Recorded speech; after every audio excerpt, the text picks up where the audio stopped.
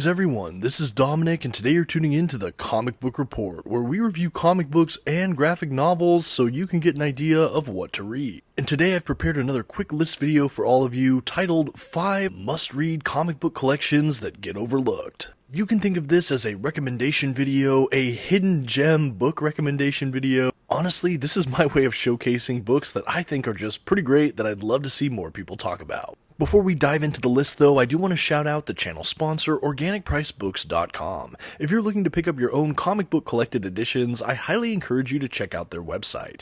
You can find a link for it in this video's description, and if you see anything there you like, you can actually use my discount code at checkout, TheComicBookReport, to save $2 off of your order. Please note if you use my affiliate link or code to make a purchase, I will earn a small commission, but it's a fantastic way to support this channel. Thank you so much for considering. Now let's go ahead and get started with today's comic book list video.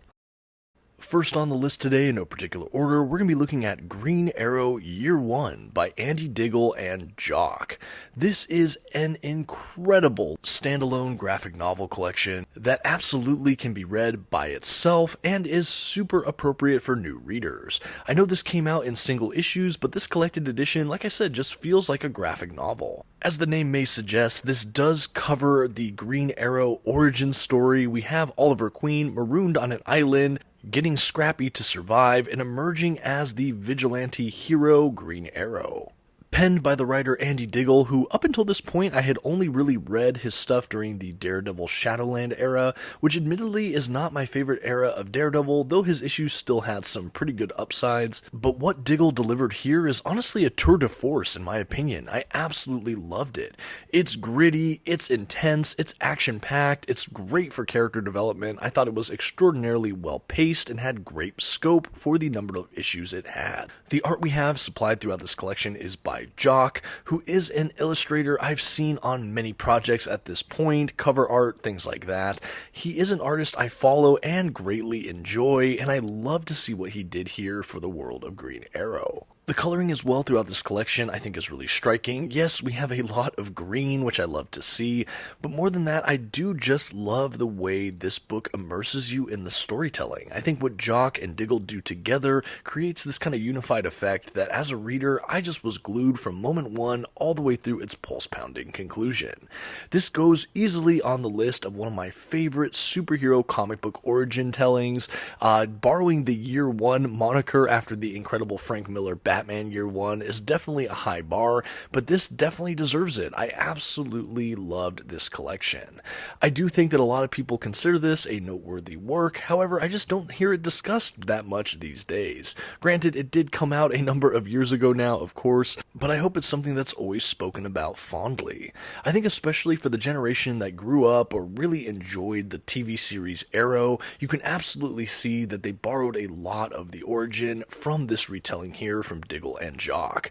I would definitely recommend it for fans of that CW Arrowverse, or just people that want a good superhero origin story that feels a bit more grounded and straight-laced. Very, very fun stuff here. Like I said, the tension, the sense of conflict, everything is so palpable. The motivations are clearly defined. The characters we get are marvelous, and we really get to go inside the head of Oliver Queen. This is a really fascinating comic book character in general, and I think that this little chapter of his mythos is definitely worth pursuing. I can't tell you how excited I was after I completed this book. I actually reviewed it right away on the channel because I couldn't wait to talk about it. I think it's too overlooked in general, and I think more people need to check it out. I do think they released a deluxe edition hardcover, if I'm not mistaken. I found this standard edition trade paperback at a used bookstore, and I couldn't be more happy with what I found. Next up on this list is a book I've showcased quite a few times on list videos, hidden gem videos in the past. This is Daredevil, Parts of a Whole. This is during the Marvel Knights era. This is by David Mack and Joe Quesada. I think that for a character that is so celebrated with so many modern runs that many comic book readers seem to love, myself included, this is a chapter of modern Daredevil I think a lot of people skip over for whatever reason. We have David Mack providing the writing and some of the cover art, things like that, and predominantly the art of Joe Quesada. Quesada throughout it. This is a marvelous story arc that introduces us to the character of Echo. It's also just a really dynamic and interesting point in the life of our titular character, Daredevil, Matt Murdock, the blind lawyer of Hell's Kitchen. But I really like what this story brings to the table. You know, Echo is maybe never more culturally relevant than she has been this last year or so, with the advent of her solo series on Disney Plus, and this is where it all began for that character. And as a huge Daredevil fan myself, this was a must-read. You know, I was reading this as I was making my way through the Daredevil Marvel Knights era, and it's definitely one that's stuck in my mind since. I did have this actually signed by David Mack when I saw him at a comic book signing, I think last year at some point. Really incredible guy. He was so friendly. But yeah, highly recommend this book. I'm more familiar with Mack for his illustrative work, but having him as a writer as well here was absolutely wonderful. I think he absolutely understands the character of Daredevil, and I really love what him and Joe Quesada crafted when they created the character of Echo. Her origin and kind of motivations behind her vigilantism and everything she does is definitely on display in this book, and I think it's really well earned. This collection is a beautiful art piece, but is also a well-paced, action-packed epic. I think when a lot of people think about modern Daredevil, they think of these longer-standing comic book runs, like when Bendis took over the book, or more recently with writers like Chip Zdarsky and Mark Waid, things like that. And I am a huge fan of those runs as well, but littler stories like this, or smaller character runs, should not be overlooked. I do think this might be available in the Marvel Knights Omnibus that collects some of the early Daredevil run from that era. I'm not sure, I don't have that Omnibus edition. I'm hoping it sees reprint again because I would love to upgrade. But you can find other collections like this. I think they include some of the issues in a recent Echo paperback Marvel released. But yeah, this is a great book for fans of that character, but also for fans of Daredevil. This is also a really excellent Kingpin story. If you're a fan of that Marvel villain, he's definitely on full display throughout this work as well, and is a key cornerstone figure for both of our characters here. The action in this book is really fun, but I also like that we go into the characters' kind of heads and interior life, and I like to see how some of that is displayed artistically. I think Quesada's work here is really sharp. It's honestly some of my favorite artwork from Quesada I've ever seen, and David Mack's flourishes throughout as well are absolutely jaw-dropping. Don't miss out on Daredevil Parts of a Whole. Next on our list of overlooked must-read comic collections, I'm going to be talking about Undiscovered Country Volume 1, Destiny. This is a book by Charles Soule, Scott Snyder, Giuseppe Camuncoli from Image Comics, and this has been one of my favorite ongoing creator-owned titles in recent years. To date, I believe they've only released 4 paperbacks so far. I'm hoping one day we get deluxe hardcover editions. But this, like I said, has been a really fun series that I have championed and just been enjoying, like I said, for the recent years.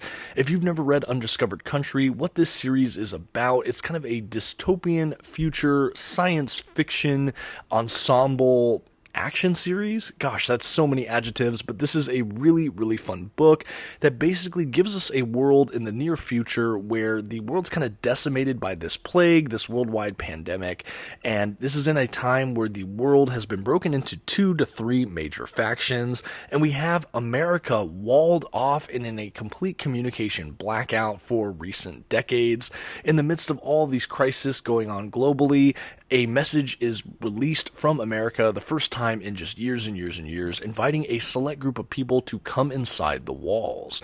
That's where we have our group of 20, 30-somethings for the most part, who are invited into this new walled-off America to find out a weird wasteland wonderland in its place. As we go, our characters try to make their way to the heart of this country, going through the new zones that just factionalize and break down the modern America we see here. They're trying to find a cure for the disease. They're trying to find the mysteries of what's been going on inside here, and it is a real treat. There's so much going on. Each of these collections so far have kind of had a different zone within this country they've been making their way through. This is a science fiction, just thrill ride. It's such a trip. I really enjoyed it. The cast of characters is large but interesting, and the further we go in the series, the more we spend time with each of them.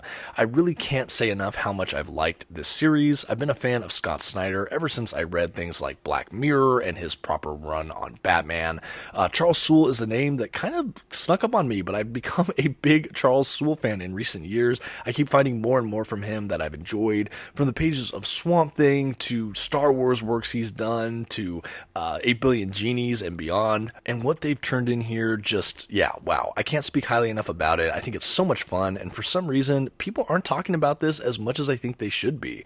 And for a series that's currently ongoing, what a great time to jump on board and collect some of these early collected works. The art from Giuseppe Camuncoli as well is really striking. I love the way he draws characters. They have a real sense of animation, and I just love the world he builds. It's so visually interesting. This is also a kind of one-part fantasy adventure as well. So between that and the science fiction elements, we have some excellent world building being done, not just by the writers, but visually by Camuncoli. This is a book that absolutely has had me riveted from page one. Definitely recommend Undiscovered Country.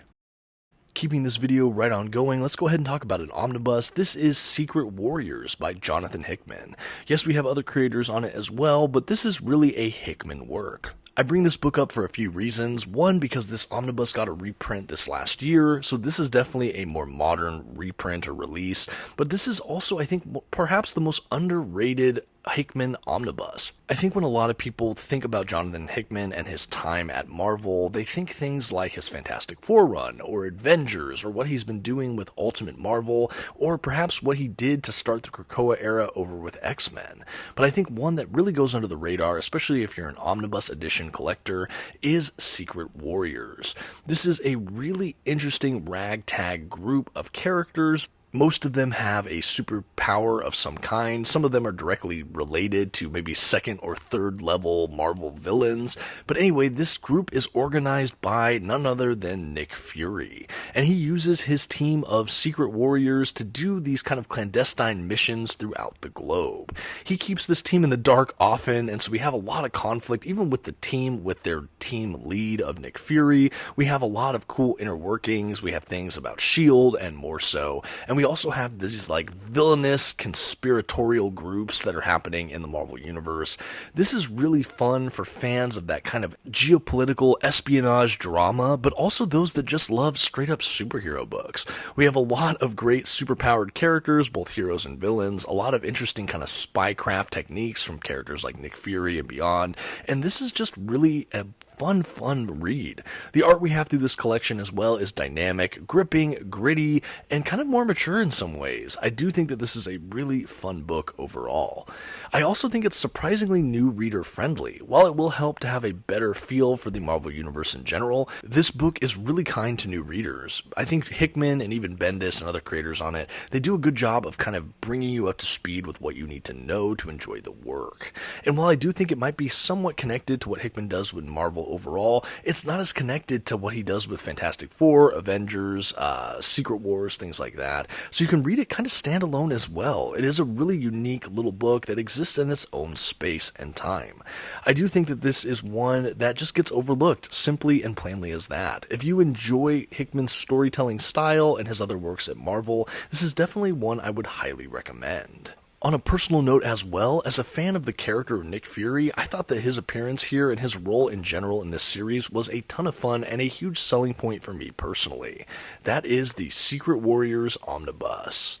And hey, while I have you, if you're enjoying this video and you also like things like comic book reviews, hauls, and even some live streams, and you've yet to subscribe to the channel, I would just like to invite you to do so. Thank you so much for considering. Now let's go ahead and wrap up this list.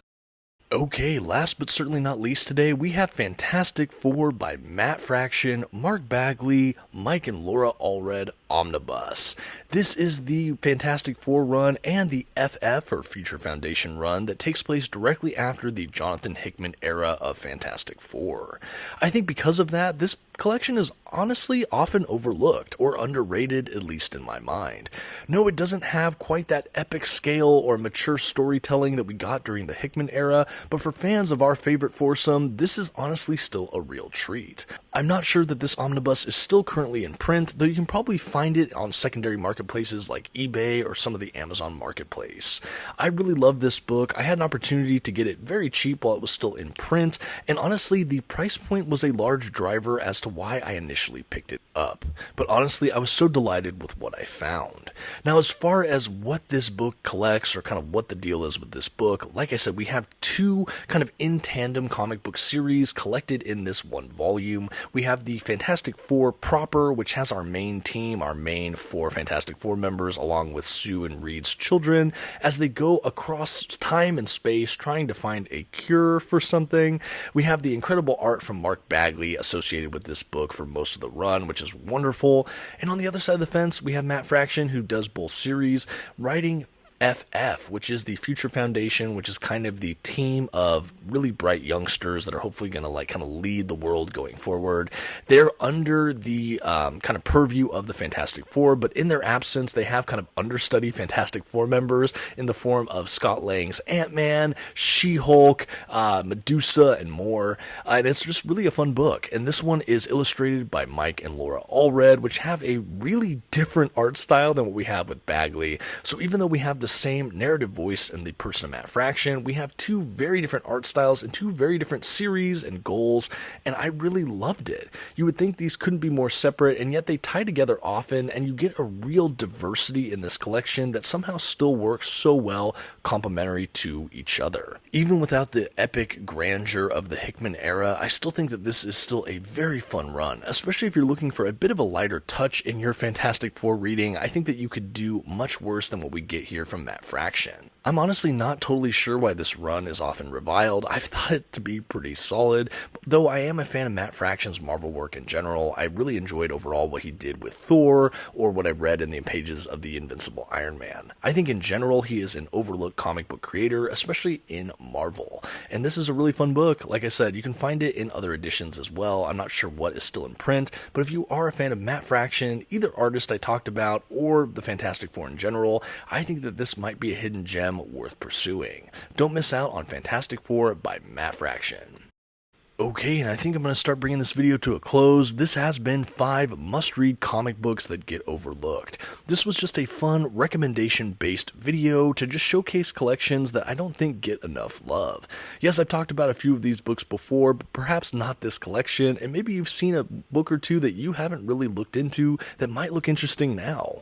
I would love to hear in the comments what you thought of this video, what you think of this list video format in general. Are you getting tired of it? Are you still enjoying it as much as I am? I'd love to know all of that in the comments, but I'd also love it to have a great set of recommendations of other books that you think just deserve more credit in this comic book space. Are there collected editions that you just really love that you wish more people would read and talk about? Let's hear it in the comments. I always love getting recommendations for you guys, and it makes me so happy to see when I see conversations between people that are comparing books or just enjoying that comment space. So I'd love to keep that open for all of you, and definitely let me know what you think. Thank you so much for watching. This has been the Comic Book Report. Please don't forget to leave your like, that comment we talked about, and maybe share this video with a friend. Thanks everyone, have a good one.